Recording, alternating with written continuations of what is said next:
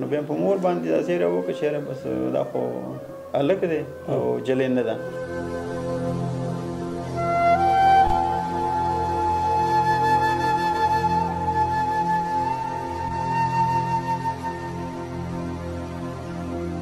موږ دغه زیره چې پرې وکړو دغه د واسکټ اخیستو وسه نه وه، د کالیو وسه نه وه.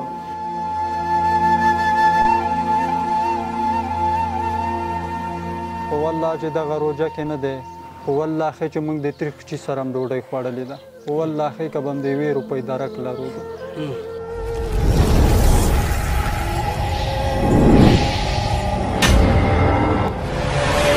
ربنا لك الحمد ته خالق زبنده، ته قادر پر هر څه لرم دا عقیده. ربنا لك الحمد ته خالق زبنده، ته قادر پر هر څه لرم دا عقیده. زوال نسته داستا ذات همیش د موجود، موږ د ټول یو عباد رب ته مو معبود. موږ ویلې پر تا کلمات طیبه، موږ ویلې پر تا کلمات طیبه، ته قادر پر هر څه لرم دا عقیده. ربنا لك الحمد ته خالق زبنده، ته قادر پر هر څه لرم دا عقیده. رب ته عالی شان ی الله الصمد، نه لري بل شریک ی واحد الاحد. د حاجي نور خیریه بنسټ مینوالو مقدم محل هغه کلینیک ته ځان را رسولی دی چې هغه ورور زموږ چې 14 کاله د وناسیه پر جامه کې بوختو، نور 14 کلنۍ کې ډاکټر صاحب پوه شو چې هلک دی، نور موږ سره ملتیا وکړي. ربنا لك الحمد ته خالق زبنده، ته قادر پر هر څه لرم دا عقیده. ستا په مقدم محل ډاکټر صاحب ته راغلاستو پر چپلیار ولسوالۍ کې چې یو خواږه او خوندوره پیښه رامخکې شوی دی چې ډاکټر صاحب یې په نتیجه باندې پوه شوی او بیا د هغه خوراکۍ چې 14 کاله وناسیه په لباس باندې ګرځېدلی و چې عادله په نامه باندې مشهوره و. نور د هغې ټسټونه او معاینات چې وکړو، نور جزیات به یې ډاکټر صاحب تاسو سره شریک کړي. موږ سره دې ویډیو کې ملتیا وکړئ. ډاکټر صاحب پیښه څنګه را مخکې ته راغی او چې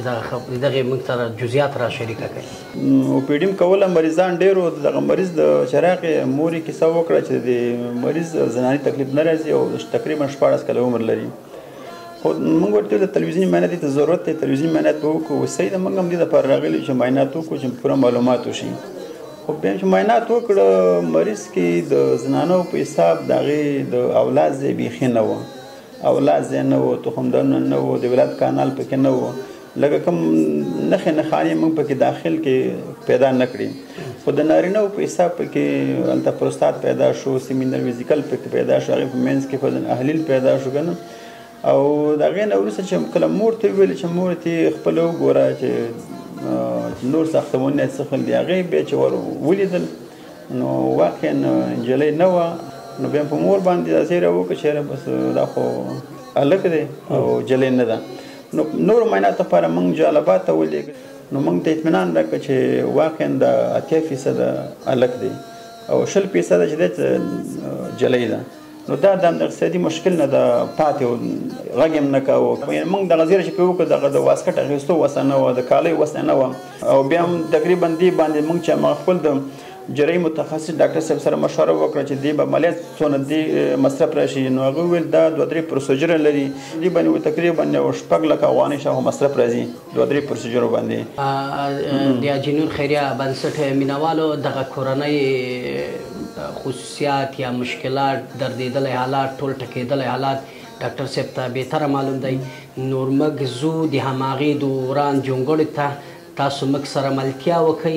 دغه کورنۍ سره چې څومره مرسته کوي نور ستاسو دنیا او آخرت الله ښایسته کوي او دا غږ زه پر هغه خلکو کوم چې شتمنۍ لري چې په افغانستان کې دي که په خارج کې دي قادر پر هر څه لرم دا عقیده ربنا لك الحمد تخالق زبنده تقادر پر هر څه لرم دا عقیده زوال نست داستا ذات همیش د موجود مجد ټول یو عباد رب تام معبود مجویل پرتا کلمات طیبه مجویل پرتا کلمات موږ د حاجي نور ټیم در رسیدلی استو د ورور جونګړې ته تاسو موږ سره ملتیا وکړئ ویډیو تر اخره وګورئ خیر وکړئ تا د دې ژوند کیسه دې وکړه غوښتنه چیش لري غوښتنه دا لرم ښه چې موږ سره خلک مرسته وکړي زما عملیات وشي او نورم ربط عالی شان مشکل دا دی چې موږ غریب یو ډېر موږ سره یوه روپۍ نشته چې موږ عملیات وکړي موږ سره چې پیسې وي موږ به یې وخت غم کړی د دې پیسو د وجې نه ستا مخکې غم نه کېده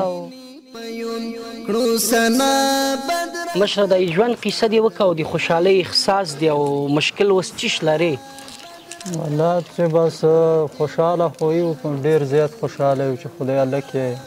او ډېر زیات پې خوشحاله یو او بس چې پیسې موږ سره وې موږ بیا مخکې غم کړی و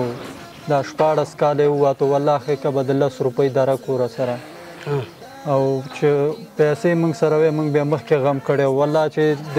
1.5 روپۍ الوکاټ موږ خرڅ کړي دي او په والله ښه چې موږ به وړه پې راوړو چې موږ سره روپۍ وې موږ به د دې غم مخکې کړی و خو موږ سره د 1 روپۍ درک نه و بس څه به وکړو الله دې په موږ دې رحم وکړي په غونډه روژه کې د 100 او د 200 روپۍ وړه ما اغوستې دي والله ښې که به راسره 10 روپۍ والله چې داسې وخت راغلی چې موږ 2 ورځې په نارې تېرې کړي دي د ورونو چې شتمنۍ لري په خارج کې یا پر داخل د افغانستان دي نو د غوښتنه څه شی دی غوښتنه مې دا ده چې موږ سره مرسته وکړي او کومک وکړي چې موږ د عملیات وکړو نو موږ د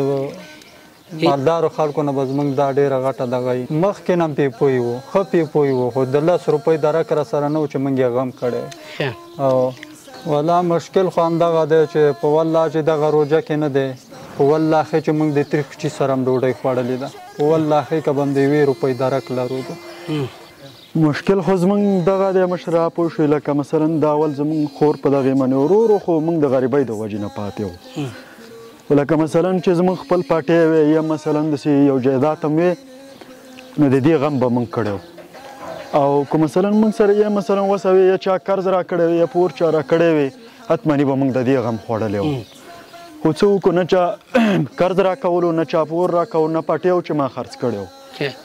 خو اوس مثلا موږ د نړیوال نه دغه غوښتنه ده چې زموږ دغه رور د عملیات نه اوس هم پاتې لکه مثلا د چا کو څه وسه کېږي څه مرسته کېږي نو موږ سره دې وکړي زموږ دغه رور کو مثلا موږ سره چېرته نړیوال مرسته ونه کړي نو بیا هم زموږ دا رور پاتې پوه شوې نو په دې چې موږ سره وسه نه وي نو مثلا زه څه شی وکړم مال زه نه لرم پټی زه نه لرم نور داسې نغده زه نه لرم چې زه دغه کړم ډېره ښه مننه د حاجي نور خیریه بنسټ مینوالو دغه کورنۍ ډېر دردېدلی ټکېدلی کورنۍ دی خو اوس موږ په رابطه د ټلیفوني یا د چا پر غږ د دې د جونګړې ته ځان رسولی خو مخکیني درد و حالات نه دغه دی پر تاسو هم غږ وکړو موږ هم واورېدو تاسو هم اورئ نور که دنیا و آخرت هم ښایسته کوئ دغه کور دغه ژی نور ستاسو هم به دنیا ښایسته شي هم به آخرت چې دې کورنۍ سره مرسته وکړئ رحمن الرحيم تستار العيوب هر څه محتاج تغفار الذنوب معاصي حاكمي توكلي عافية معاصي حاكمي توكلي عافية تقادر پر هر څه لرم دا عقیده ربنا لك الحمد